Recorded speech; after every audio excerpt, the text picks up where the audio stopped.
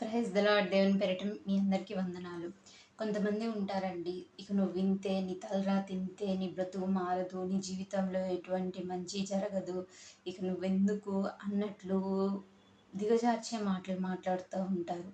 అయితే ఒకటి గుర్తుపెట్టుకోండి, నీ తలరాత ఇంతే, నీ బ్రతుకింతే, ఇక నీ జీవితం ఎప్పటికీ ఇలానే ఉంటుంది అని ఎవరైతే మిమ్మల్ని అన్నారో వారే రేపొద్దున మీ ముందు తల దించుకునేలా చేయగలడు దేవుడు.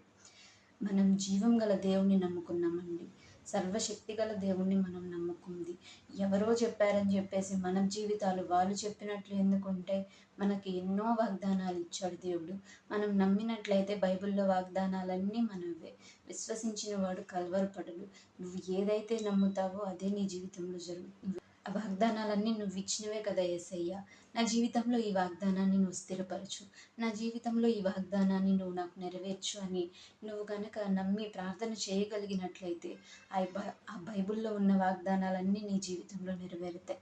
నువ్వు చేయవలసిందల్లా నమ్మిక ఉంచి ప్రార్థన చెయ్యి, తప్పకుండా జరుగుతుంది. అయితే నీ బ్రతికింతే, నువ్వింతే, నీ తలరాత మారదు అన్నారు, వారే నీ ముందు తలదించుకునే రోజు దేవుడు తీసుకొని వస్తాడు.